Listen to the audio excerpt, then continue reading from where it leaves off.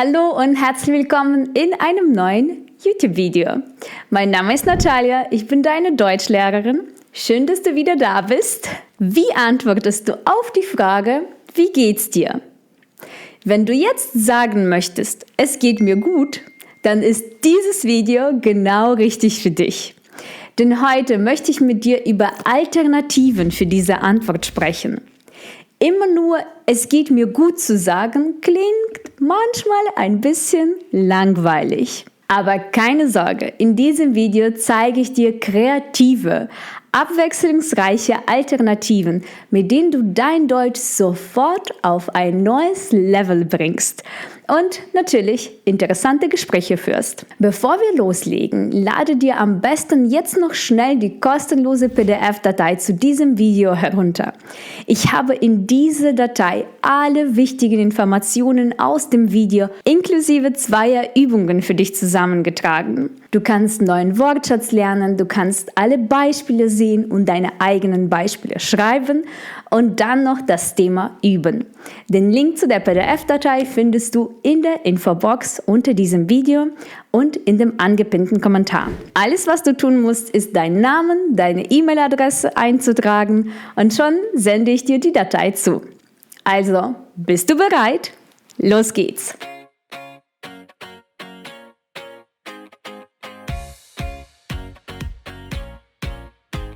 Warum sprechen wir über diesen Satz? Das ist eine gute Frage. Es geht mir gut ist eine Antwort auf die Frage, wie geht's? Damit sagst du, wie du dich fühlst. Außerdem ist diese Antwort Teil des Smalltalks und damit der Beginn vieler Gespräche.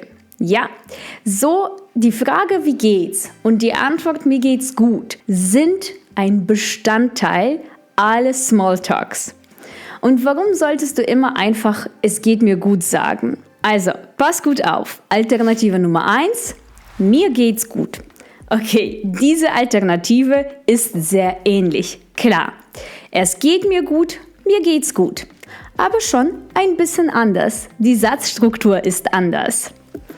Es geht mir gut, mir geht's gut. Es klingt locker und geht auch viel schneller. Wenn du etwas positiver klingen willst, dann probier's doch mal mit mir geht's super. Mir geht's super. Also mir geht's gut, mir geht's super. Klingt doch viel besser, oder? Ähnlich positiv klingt folgende Alternative. Alternative Nummer 2. Ich fühle mich super. Oder du sagst das noch umgangssprachlicher. Ich fühle mich super. Anstelle von es geht mir, kannst du also auch das Verb fühlen nutzen. Natürlich kannst du es auch mit anderen Adjektiven verbinden. Ich fühle mich gut. Ich fühle mich bestens. Ich fühle mich top. Top ist ein umgangssprachliches Synonym für bestens. Ich fühle mich top. Fällt dir hier etwas auf? Wir haben bei dem Verb fühlen die Endung e weggelassen. Das machen wir im gesprochenen Deutsch sehr häufig. Ich gehe, ich fühle, ich mache.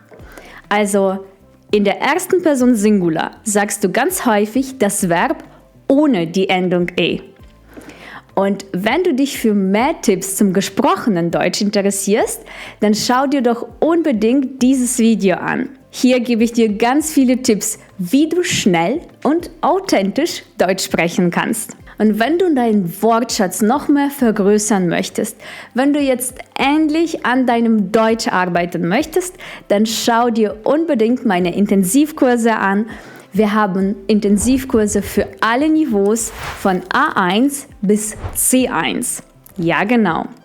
Wenn du noch nicht weißt, welches Niveau du hast, dann kannst du jetzt komplett kostenlos meinen Einstufungstest machen und dich danach zu einem der Intensivkurse anmelden. In allen Kursen übst du alle Fertigkeiten: Lesen, Hören, Schreiben und Sprechen. Du bist nicht alleine, ich unterstütze dich Schritt für Schritt beim Deutschlernen. Wir haben eine große Community, du kannst andere Leute kennenlernen, die auch in unseren Kursen sind und vielleicht sogar einen Tandempartner finden. Ich freue mich darauf, dich in einem meiner Kurse zu begrüßen. Alle Links zu allen Kursen findest du unter dem Video. Und es geht jetzt weiter mit Alternativen zu Es geht mir gut. Alternative Nummer 3. Könnte nicht besser sein. Wie geht's dir? Könnte nicht besser sein. Diese Antwort klingt selbstbewusst und richtig zufrieden. Du sagst damit, dass es dir wirklich gut geht. Besser geht's nicht. Okay, wir gehen weiter. Alternative Nummer 4. Alternative Nummer 4. Alles läuft bestens. Alles läuft bestens. Oder du könntest auch einfach sagen, alles bestens. Wie geht's? Alles bestens. Das benutzt man schon häufig im Alltag. Das ist eine sehr schnelle Möglichkeit auszudrücken, dass es dir wirklich gut geht. Von alles läuft bestens leitet sich auch eine weitere Antwortmöglichkeit ab, die du vielleicht schon mal gehört hast. Läuft. Ja, genau. Mit nur einem Wort kannst du auch das Gleiche ausdrücken. In informellen, lockeren Situationen kannst du einfach sagen, läuft. Wie geht's? Läuft. Das bedeutet, dass alles in Ordnung ist. Es ist nicht unglaublich positiv, aber auch nicht wirklich negativ. Es geht einfach. Es geht, läuft. Es ist alles quasi in Ordnung. Also, alles ist in Ordnung, läuft. Und wenn alles in Ordnung ist, also es dir nicht super gut, aber auch nicht schlecht geht, dann kannst du sagen, ganz okay. Wie geht's? Ganz okay. Nicht immer ist alles perfekt und das ist auch okay. Diese Antwort zeigt, dass es dir nicht schlecht, aber eben auch nicht großartig geht. Einfach, es geht. Ganz okay, ganz okay. Wenn du diese Antwort gibst, werden dich deine Freundinnen und Familie eventuell darauf ansprechen und fragen, was los ist. Also ganz okay bedeutet schon, dass etwas los ist. Es gibt noch ein paar andere Varianten, die du nutzen kannst. So lala. Also es ist nicht mehr gut. So lala. Oder geht so. Geht so. Oder nicht der beste Tag, aber passt schon. Nicht der beste Tag, aber passt schon. Für Tage, an denen es dir nicht so gut geht und alles einfach ein bisschen zu viel ist, also ein bisschen anstrengend ist, habe ich noch eine Antwortmöglichkeit für dich. Nummer 6. Ich bin ein bisschen gestresst. Ich bin ein bisschen gestresst. Nicht jeder Tag ist super. Sei ehrlich, es macht dich sympathisch. Gerade bei der Arbeit ist es manchmal ganz wichtig, ehrlich und authentisch zu sein. Ich habe hier noch ein paar andere Alternativen, die das Gleiche ausdrücken. Zum Beispiel, ich bin ein bisschen gestresst von der Arbeit. Oder ich habe gerade viel um die Ohren. Das ist eine Redewendung. Viel um die Ohren haben, also viel zu tun haben. Alternative Nummer 7. Frag nicht. Frag nicht. Wie geht's? Frag nicht. Das ist natürlich ironisch und typisch deutsch. Wirklich typisch deutsch. Du sagst damit auf witzige Weise, es war kein toller Tag, aber lass uns lieber nicht drüber sprechen. Also frag nicht. Ich zeige es dir an einem Beispiel. Hi Leila, wie läuft's bei dir? Frag nicht. Das funktioniert gut mit Freunden oder guten Kolleginnen und zeigt Humor. Aber bitte benutze das nicht in formellen Situationen. Eine weitere typisch deutsche Alternative ist, ich kann nicht klagen. Ich kann nicht klagen. So deutsch. Was bedeutet das genau? Als ich diese Variante zum ersten Mal gehört habe, war ich ein wenig verwundert. Ich kann nicht klagen. Hä?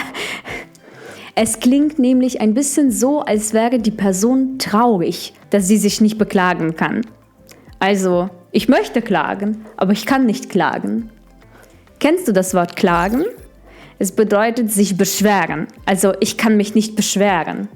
Aber warum? Also, die Bedeutung ist ganz einfach, alles ist gut, ich kann nicht klagen.